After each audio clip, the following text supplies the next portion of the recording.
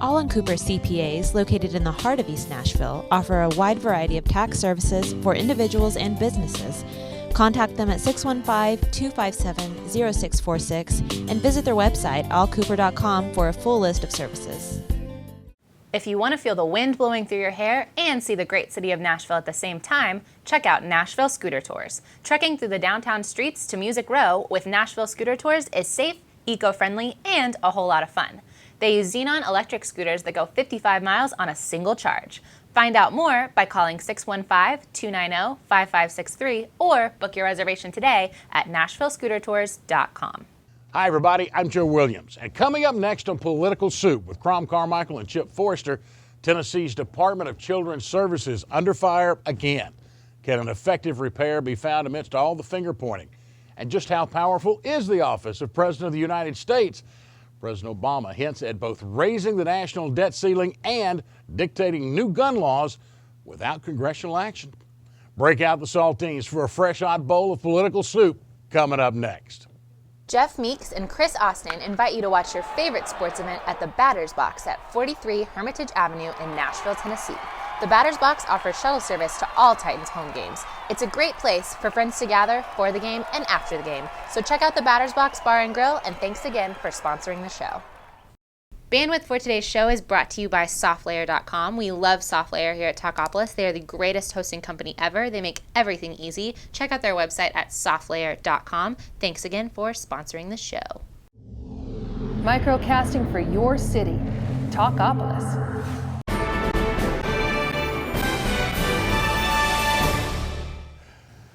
And welcome in, everybody, to this edition of Political Soup. I'm Joe Williams, along with the stars of our show, Crom Carmichael and Chip Forrester. Gentlemen, glad to have you along with us. This won't mean anything to you who are watching. We're a day early, though, because, Mr. Forrester, you leave shortly for the big victory dance in D.C. I do. I'm very much looking forward to the inaugural swearing in and then the big party that night. Well, Crom's not, obviously. Silence off the court. I won't be there.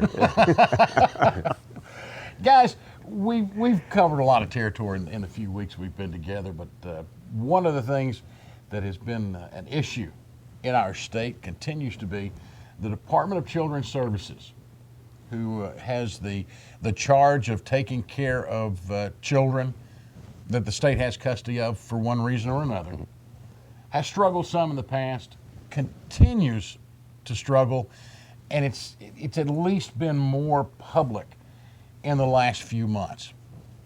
What's it going to take to get that group to do, I hate to say what they're supposed to, I think they're trying, but to accomplish with a great deal of success? Well, let's put it all into context, too. The Department of Children and Family Services is having difficulties, but what's really of concern to me is the fact that children are dying. Almost 150 children have died in the custody of the department, and what's really troublesome is, where is the governor? Where is my understanding is all he has done is read a report, children are dying, and that's all he can do. And it's just something that needs to be addressed, and I'm not understanding why he hasn't stepped up and done something profound about that department. What would be your suggestion? Well, I think he needs to be all over it, number one. Children are dying in the care. They're losing records. Thank God that the media is asking for the open records to find out exactly what's happened. The department is saying that confidentiality requires that they not release the details while children are dying. But I think the governor should immediately put together a task force and step up and do something and be the governor instead of just letting his department continue to wallow. Crom, another task force. Is that going to help us get anything done? Well, I don't know. And Chip and I don't disagree on the difficulties that the Department of Children's Services has. And as you pointed out in the introduction, this is not a new problem. This is a continuing problem. But just to kind of give the folks some idea of the scope of it, the Department of Children's Services gets 170,000 calls a year. They investigate 65,000 cases. And so I don't know what the number of children who have died who have been under the, quote, care of the Department of Human Services. The difficulty is so often they can't, by law, do things that are preemptive in nature because of the state laws in regard to parents' rights and families. But they've Now, identified some of these houses where these kids are staying where there's been at least 2 or 3 deaths in one house. Yeah. And the caseworkers have obviously established that these parents are not fit to have children in the home. And they're not dealing with it on an immediate basis. Yeah, you and I aren't disagreeing on whether or not something needs to be done. The problem, though, is not a 2-year-old problem. The problem gets worse over time. Mm-hmm. And that is part of what, and that we'll continue to have this discussion on future shows, because if you want to look at it from a historical standpoint, for 50 years the problem has gotten worse and worse and worse and worse. It doesn't matter if it's a Democrat administration or a Republican administration. Chip is pointing out a problem that is perhaps larger than the norm. I don't know if it is or not. The 150 deaths, I'm not quite sure of. I saw a video of Governor Haslam and the director of the Commissioner of Children's Services with the Tennessean, Mm-hmm. and in that she said that there were 31 deaths, and I don't know over what period of time. That was last year. Yeah, well, it was in 2012. October. Right. It was an October interview, Right. Yeah. And so it is a problem. But you're also dealing with a. I was amazed when I started doing research on the subject of how many calls it gets, Mm-hmm. and then what the restraints are that it has that are imposed on it, and the balancing act. You have to be very careful when you release public information if in fact the child wasn't abused. Mm-hmm. So now if you release the name of that child and that child's parents and the child wasn't abused, then all of a sudden now you've essentially gone public and accused the parents of doing dastardly things, perhaps even murder, when they actually didn't do anything. It's just that in the law of large numbers, a child died, unfortunately, but not necessarily because of malicious contact of the parents. And so while I'm not going to argue over whether or not we need to address this in a better manner, boy, is it it's a big problem, Right. and it's been getting bigger. Well, there are all sorts of other issues. The department's been unable to cut the checks for the foster parents in a timely manner. The computer has crashed. There's a $4 million outlay to repair that. But I'm really just concerned about the deaths. The children are dying in the hands of foster parents who have not been properly screened. And it just doesn't seem to me that the governor has stepped up and taken the leadership role. I mean, in our society, we protect our seniors, who are least able to take care of themselves, and our children. We all can take care of ourselves, or we're supposed to be able to take care of ourselves. And for our department to be in such disarray and the governor not taking the leadership role is really disturbing to me. Well, I mean, for his interview for the editorial board, I would disagree that the governor's not concerned in stepping up over the issue. I do think there are problems, but I went back and looked at there's lawsuits that go back into 2000, and then there's all these stories about people who were under the Department of Health and Human Services prior to Governor Haslam assuming the governorship, and they were underserved or misserved or mistreated. It is a big time problem, and what I hope, Chip, what we can do over time is get to some of the root causes of why the problem is 170,000 calls and 65,000 cases, and see if we can start talking about public policy that will actually reduce the number of children who need the services of the Department Well, I of will Children's say, too, Services. that the Democratic members of the State House have called Representative Mike Turner and Sherry Jones have called for committee hearings, and Beth Harwell and the Republicans have refused to convene any committee hearings. I think that would help. A bright light on that issue with committee hearings, I think would be helpful to at least make people more aware of what's going on. Here's my other question, gentlemen. How much of this is decades of reinventing the wheel? And what I mean by that is this. This is a service that's provided to the citizens. It should be very simple. It should be kind of like a business. You either do a good job or you don't do a good job. If you do well, you survive. And if you don't survive. However, because of it being part of state government, even if you do well, if you're not on the right side when the ballots are tallied, you're subject to be out of work, especially at what I'll call at an executive level. I read one report that said 74 executives have been replaced. It happened when Governor Bredesen became governor. My question is, how often do we replace people because Of I politics. can, instead of I need to? Well, there's bound to be a certain amount of that, regardless of which administration assumes power. But the point that you've made is that it's been a decades-old problem is correct, and not only is it a decades-old problem, it's a growing problem. And so I'm hoping that what we'll do in future shows is talk about some of the policy changes that we can make to reduce the size of the population that needs the services. Right. And that to me is, I mean, you know, Lyndon Johnson launched the war on poverty back in the 60s, and guess what? Poverty won. And there are all kinds of programs that are still in place today that I think have exacerbated the problem, made it worse, and hopefully we can address some of those and see what we can do, certainly at the state level, even if we can't get anything done at the federal level. Well, one good thing that could happen from this is Chancellor Carol McCoy is hearing the Tennessean and the media request to open these records. And I think transparency in government, a bright light on this will help. And so I think if she rules in favor of the media to open these records up, we'll get a better idea. The Tennessean is doing great investigative work looking at the problem. More access to data will be helpful for them. One of the things I didn't understand on that is, and I understand the privacy rules and everything that we've got to live with, but it seems pretty simple that you can say, okay, I have this many clients in this base that I serve, and yes, this many died. There's no issue of privacy there. It's simply They lost a number. some of those records, though. That's the scary part. Right, they lost. How do we go about, and having worked in government, I know this to be a fact, it is so easy in government to refuse to hold contractors responsible when they underdeliver, underperform, or just flat screw up.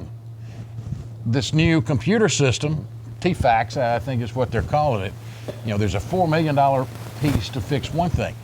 How long before somebody comes up and says, okay, you sold me this and it's junk, I want my money back? Well, I don't know enough of the details about it, but obviously if the state or any entity pays for a computer system that's supposed to do X and it doesn't do X, then the vendor is responsible. It's an interesting consequence of the lowest bidder getting the contract also. We see this in government, state state government in particular, where the bid that is lowest is the one that's awarded, and you end up with, you get what you pay for. Yeah.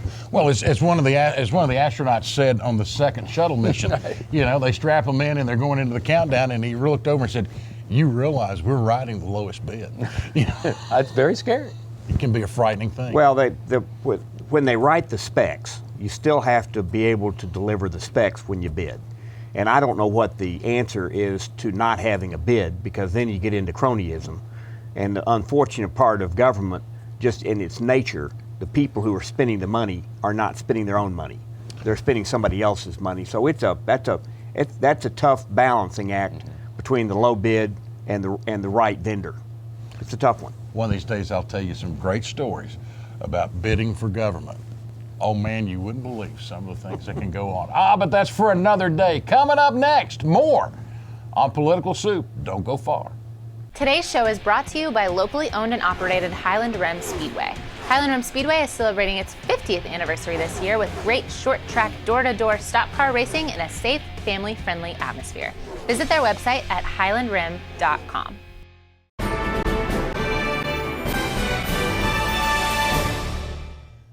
Well, welcome back everybody to Political Soup. I'm Joe Williams along with Chip Forrester and Crom Carmichael. I'm trying to balance this out. So good job. One thing that is not balanced, and probably won't be for a long time, is our budget. The national debt ceiling, gentlemen, we're looking at having to raise it again. And an interesting comment from the president earlier this week that said, you know, Congress can do it, or I'll do it for them. Can he? No, and he backed off of that pretty quickly. Yesterday he did, you're right. Yeah, I mean, he does not, the president does not have the authority to spend more money than the debt ceiling allows. He cannot indebt the country more. Now, there's a lot of language that's being used that is inflammatory on one hand and just downright dishonest on another, and that is trying to say that if we don't raise the debt ceiling, we're in default. We're not in default. The Constitution is very clear that if there's revenue to pay the interest on the debt, that you have to pay it. And there's plenty of revenue to pay the interest on the debt. Well, it's just all the other bills. And they are not, that's not a default issue. And so default is a legal word. And what would happen is this: if the debt ceiling were not raised, and let's assume the debt ceiling were not raised because the Democrats in the Senate won't even vote for it, because they haven't cast a vote yet. Let's just assume that that's the reason.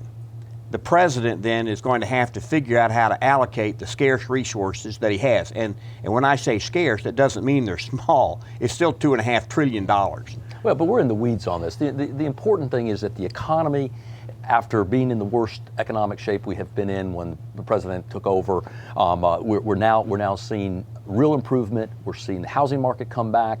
We're seeing the stock market improving. And to put us in this kind of economic crisis and not pay our debts is not good for the direction that we're on right now. And that's what we can get into the weeds and on the discussion. But the important thing is we want to keep this economy moving forward. Well, the president doesn't want to curtail any spending. Now, when he ran for office, he likes to say... I'm prepared this time. Now, I brought my little chart here. Okay. He's got, and I'm giving you a copy of this. All right, good. Crom, I want you to read it. It's $4 trillion in spending cuts in 4 major areas. So you've said the president doesn't want to cut spending. So if the House passes the debt increase with this in it, the president will go to the Democrats in the Senate and say, pass this so I can sign it. The president said that those two issues are not connected in his mind, that the debt ceiling, just be clear, he said the debt ceiling, however, he has offered $4 trillion in cuts in 4 major areas, and that's a separate issue in his mind, and that's what he's... Well, here's the difficulty with that, Chip. The Democrats in the Senate will not pass a budget. They haven't for 4 years. They will pass a budget that has these No, they actually cuts. They won't. They've had 2 years to do that. The House has passed 2 budgets with this in it. The Senate refuses to even take it up on a vote. Well, I'm not certain about that. Well, that is absolutely certain. So that's the problem that you have. Now the Republicans in the House are getting very frustrated. The public's getting very frustrated. The public wants the Democrats in the Senate to at least vote. If the Democrats in the Senate say, I don't want to cut any spending, then let them vote for that. If the Democrats say, I want to cut this amount of spending, then let them vote for that. But the House will pass a... They're not passing this budget. They will pass less than this. They will actually ask for less spending cuts than what the president is proposing. And then they'll pass that and increase the debt ceiling for 60 to 90 days. And then they'll turn it over, which is what happened, by the way, when Reagan was president. That's what the Democrats did consistently. And therefore, if the Democrats did it when Reagan was president, it must be appropriate. So now what'll happen? Now what'll happen is that that'll pass the House, and I will bet you right now, dimes to donuts, that the Democrats in the Senate will not pass what the House passes, to give Obama the chance to either pass it or to veto it. Because he's great at talking about spending cuts, but he hadn't signed any. And he hadn't asked the Democrats in the Senate to pass any. Well, and that's been going on now for 4 years. Well, you have said that he has not laid out spending cuts. Here are $4 trillion in spending cuts that the president is offering Congress, and this is a good plan, and they need to And if vote. the House passes it and the Democrats in the Senate won't, whose fault is it? The House has not passed it. The House is not their cuts and where they want to cut spending are in all the wrong places. Well, I haven't looked at this in particular, but the House did pass. You're talking about the Republicans in the House refused to close all of the tax loopholes. Wait a minute. That's not a spending cut. That's a tax increase. That is a part of the $4 trillion. Okay, well then that's not spending cuts. This is a great example, by the way, of the disingenuousness of the Obama administration. No, the president ran for re-election on talking about closing tax loopholes, sort of level the playing field. Most Americans want these tax loopholes closed. The tax code is this thick. The president has offered, as a part of the $4 trillion in reductions, cleaning up the tax loopholes. But that's not a spending cut. Sure it is. No, it's not. It's a revenue increase. If you take away from me my deductions, those are special interest loopholes that have been set up over many years. I'm talking about mortgage. Those, and some of those aren't on the table. The American people certainly want the mortgage interest deduction to continue. So that loophole's okay. That loophole's okay. so There that are the real estate special interests get what they want. No, there are things.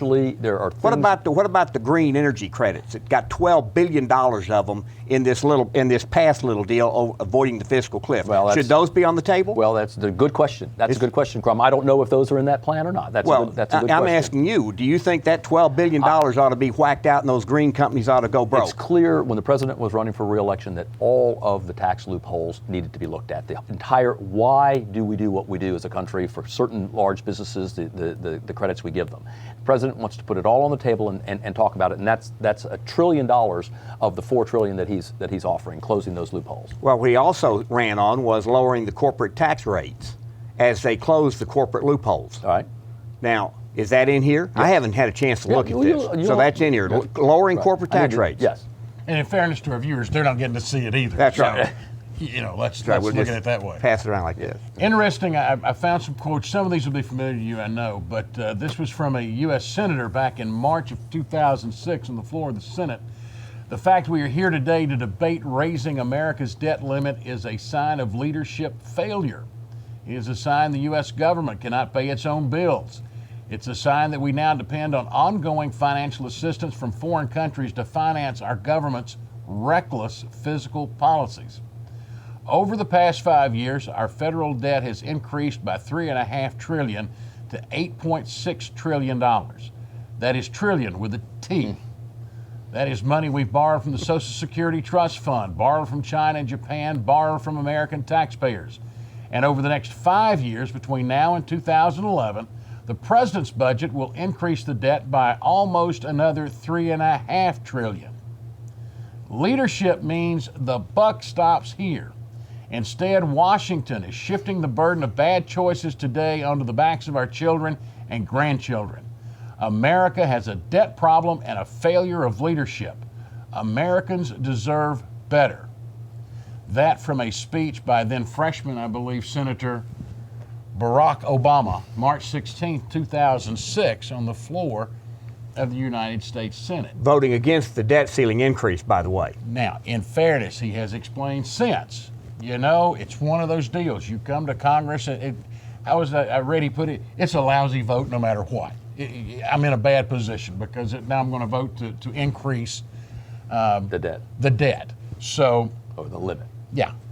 My problem is when we go out on a limb and say things like this on the floor of the Senate, and then we also look at what he's talking about. He's talking about spending. Look at what he's talking about. We're not paying our bills. Now, what is a bill? The president he says, if you go to a restaurant and eat everything, then you ought to pay your bill. And I agree with that. What he does is, before he goes to the restaurant, he doesn't take any money. He then goes to the restaurant and eats everything, and he wants everybody else in the restaurant then to pay his bill. So he's got his metaphors backwards. You should have your money in place before you eat. He doesn't do that. He's wanting to blow through the debt ceiling again. He's wanting the Republicans to These are for bills that we've already incurred. Raising the debt ceiling is not about additional spending. It's for the bills that we have incurred. And how do you fix that, Chip? If you're going to a restaurant, well, he's offered $4 trillion in spending cuts. He's just separating the argument. Will this be in his budget that he has already said is going to be late? I don't know. I assume it will. I assume this is the framework for his plan for spending cuts of $4 trillion over 10 years. That's what this is. Well, this isn't a spending cut. When you increase my taxes, you haven't cut spending. We're just splitting hairs here. No. This is the disingenuous part. If you raise my taxes... He's talking about taking money out of the military budget. He's talking about taking money out of Medicare in this $4 trillion in spending cuts. There are specific cuts within the programs that he's put on the table. Those are spending cuts. Okay. I'm talking about to the extent that you're talking about closing loopholes, that is a tax increase. There are 4 components: healthcare cost reduction, tax reform, security spending cuts, and domestic spending cuts. 4 areas that total $4 trillion. Okay, well then... I sit in the middle between you guys thinking this might not be that bad. You're talking about taxes going up. I don't want that, but they just went up. I know. Well, they just went up. You're talking about spending cuts. On the 2% richest Americans in our country. Oh, no. I don't fall anywhere near there. Mine went up. Trust me. Chip, they went up on everybody who works. But that's here's the payroll tax. Let's remember that. And by the way, he claimed he was cutting taxes a year ago or 2 years ago when he cut the payroll tax. Now he's claiming he's not increasing them. How's that fit? Between the two of you, though, you give up some spending, you give up taxes. I sit in the middle crunch like always, but surely to goodness somewhere along the way this deficit, which is crushing us, starts to go away.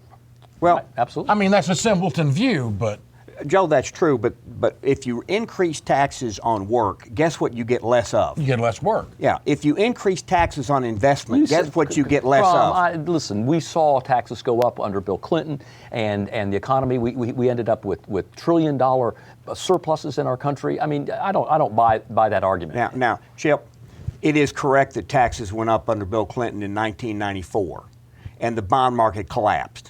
It is also true that taxes went down under Bill Clinton on capital gains in 1996 from 28% to 20%. Right. And the revenue from capital gains taxes went through the roof.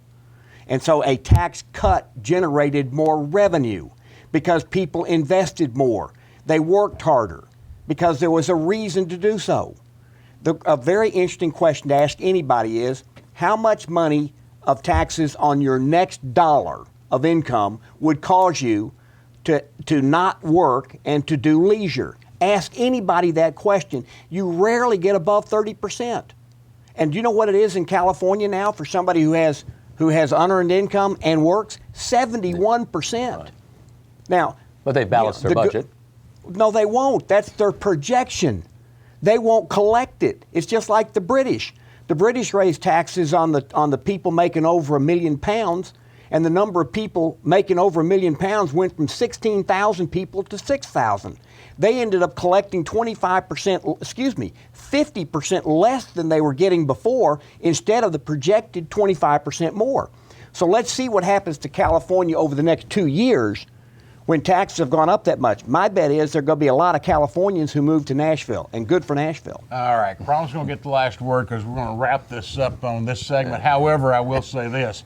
Having been to California, having known some Californians, having some Californians as friends, I'm not sure it's fair to compare any part of this country to California. Okay. I guess I won't be able to cross that border again, will I? Stay with us. Coming up next, we're going to talk about it again, guns. Have you got yours? From the family grocery hauler to fire-breathing racing engines, the one name you need to know is USA Motor and Machine, located at 51 Cleveland Avenue in Nashville, Tennessee. Give them a call at 615-726-3725 or at usamotorandmachine.com.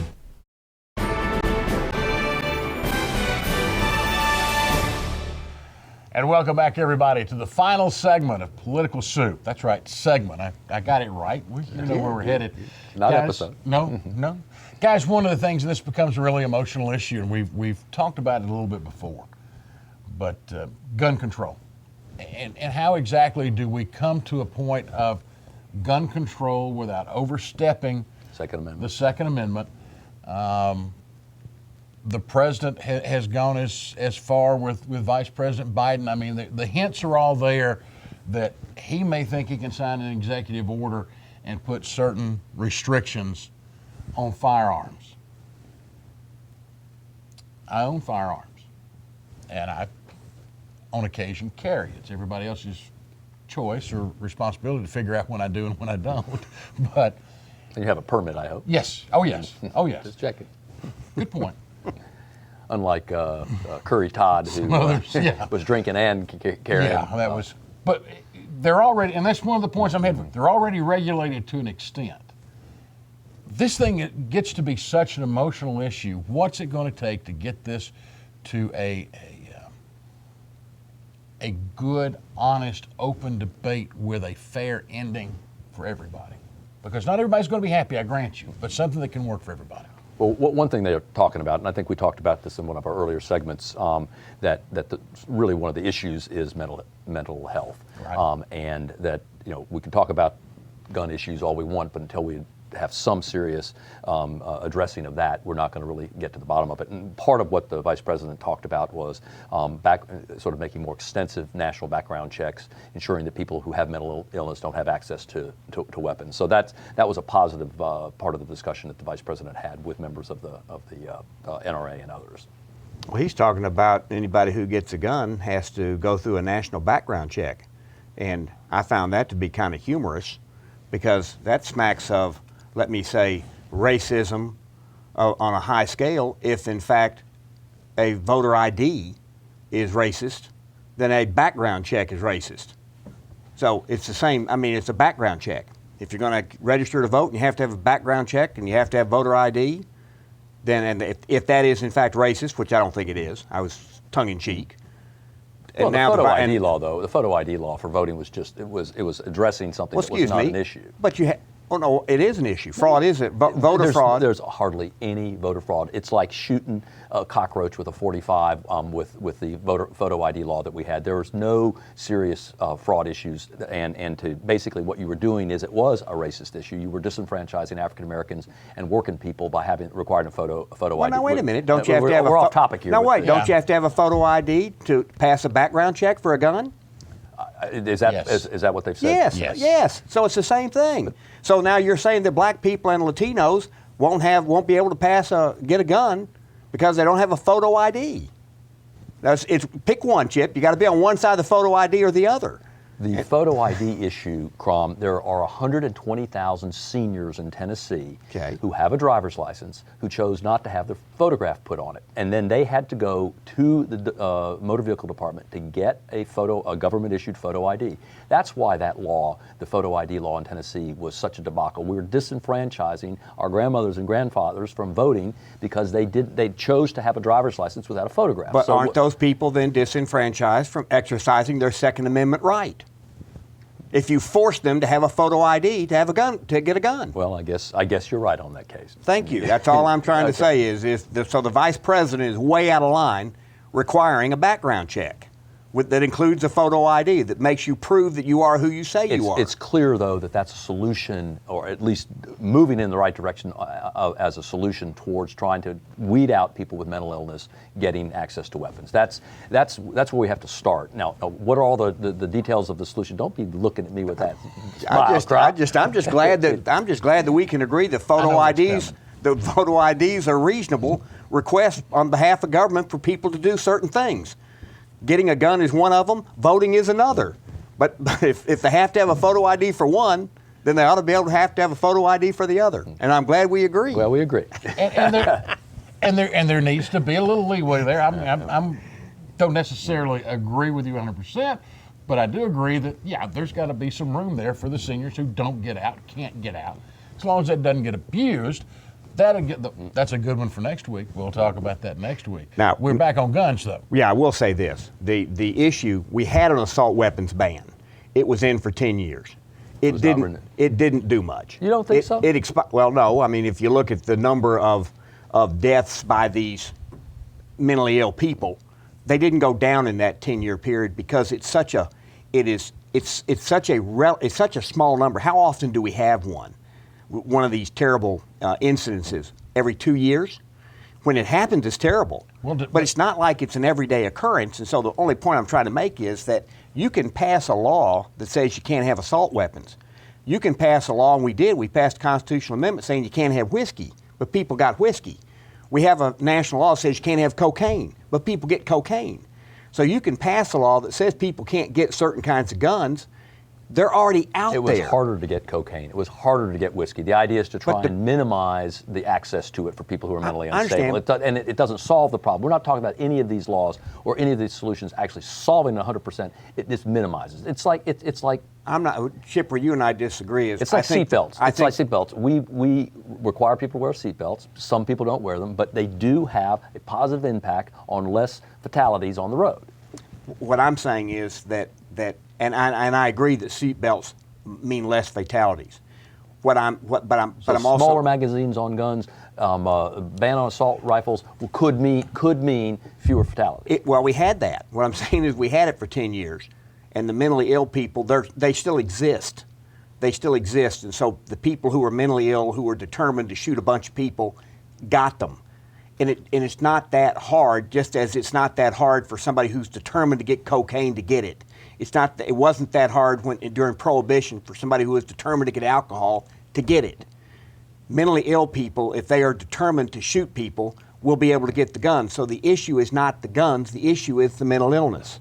So here's my question. It's interesting. We approached this discussion, particularly you. You see the Vice President meeting and talking about this, and you're concerned about the sort of abridging Second Amendment rights. What is your answer to this tragedy we have in our country? What would you offer? Just status quo? Do we just kind of continue? Everybody can get a gun and do whatever they want. I mean, what are some reasonable solutions I am for the background checks to get rid of, to be able to ascertain people who are mentally ill or who are criminals. Okay. I'm for that. I'm hoping that you're also for a background check and photo IDs for voting, but that'll be for another day. But we have agreed that people ought to have photo IDs. We've at least agreed on that. Or background checks for guns. Okay, so I am for trying to keep guns out of the hands of mentally ill people. So you support the Vice President, some of the Vice President's proposal? I don't support the ban. I understand, but some of what he's talking about, you do say some of that makes sense. Well, yeah, but as long as I get to pick and choose the parts that I agree I'm with. just trying to make sure that But there's the something you agree with. But I'm also saying this: the President of the United States does not have the authority under the Constitution to sign an executive order outlawing assault weapons. Just simply doesn't. And the fact is that there's a lot of debate about that, Crom. Well, there's some debate. It'd be interesting to see what he does. I mean, okay, it'll have to be challenged. We had a law that outlawed assault weapons. Mm-hmm. It was passed by Congress and signed by a previous president. It expired. Right. A president doesn't have the authority under the Constitution to just say, okay, that was a law way back when. It doesn't exist now, so I'm just going to make it a law myself. I'm sorry, Chip. People can argue. People can argue all they want to on that, but that makes you really don't want that, because then a president that doesn't agree with you could say, you know what? When the founders wrote the Constitution, there wasn't electronic media, there wasn't television, there wasn't radio, there were newspapers. So freedom of the press will be limited to newspapers only, and I'm going to take over the TV networks. Would you like that? Do you think that would be a violation of the First Amendment? Probably. Okay, I think it would be too. And so the point I'm trying to make is that a president could say, yeah, but there wasn't TV back when the founders wrote the Constitution. And that's the logic of the progressives who say, well, there weren't assault weapons back then. Okay, I agree, there weren't assault weapons. So let's amend the Constitution, or let's pass legislation that comports with the Constitution and not just ignore the Constitution. Otherwise, you and I might lose our right to freedom of speech because some future president decides that freedom of speech as we view it doesn't apply now. If it's that easy, why not send the bill outlawing assault weapons back through the House? Well, they're talking about it wouldn't pass. Right. Well, they're talking about doing that. Well, they may well do that. The president may call their hand on that. So. Right. And I think that is an appropriate thing for everybody in the House and the Senate to vote on. I think the Democrat senators, Joe Manchin, the guy from West Virginia, he's the one that came out immediately. We're talking about like this, came out against clips, and then the next day he came out in full support for the NRA. Because in West Virginia, he all of a sudden realized that there are a whole lot more people in West Virginia that have guns and are law-abiding citizens who don't want their guns taken away by people that Joe Manchin himself doesn't agree with. So he walked that back very quickly. Last comment. You get a last word? I heard that, and that's Joe Manchin for you. He's always entertaining. West Virginia. Actually, I think I'll get the last word. I think, guys, the thing that makes me wonder, they're so anxious to get rid of assault weapons and clips and all this, and Congress, as you see, even jumping in on it. I wonder if it has anything to do with their paltry 13, 14% approval rating. That they're kind of worried. Is it that high? Exactly. Okay. Hey, if all those guns are out there, I might be out of office quicker than we thought. No, just kidding. Yeah. Great. I'll have Homeland Security at my door this afternoon. All right, gentlemen, you're going to the big party? I am. Tomorrow afternoon, heading out and going to enjoy myself in Washington and watch the president be sworn in on Monday, and the parade, and then the inaugural ball that night. The crowds have got to be unbelievable. They are. It's an interesting experience. I wouldn't say it's a warm and fuzzy because you're with so many people and it's all jostling around, but it's history. Whether you're a Republican or a Democrat, it is a great moment to see how we transition so peacefully in our country. This was a re-election, but to see the president 4 years ago sworn in. It's just it's a great story about America that we so peacefully transition our government, and so to be a part of that is exciting. So I'm looking forward to it. Best part is you may not agree, but it's done, and we're gonna live with it exactly as you say. We're gonna peacefully go. What will you be doing Monday? Working. It's Martin Luther King Day. You're not taking the day off? Probably not. It's a national holiday. Well, I probably will still be working. I mean, I don't know what else I do in the middle of the winter. Maybe read a little bit, but I'll probably be working. Yeah. If the forecasts are right, you may be shoveling snow. That's a whole other. Hey, you know what though? Tuesday or Wednesday, we'll be right back here. So next week, you'll have a chance to join us for one more edition of Political Soup. For Crom Carmichael and Chip Forrester, I'm Joe Williams. Thank you so much for joining us. We'll see you next time.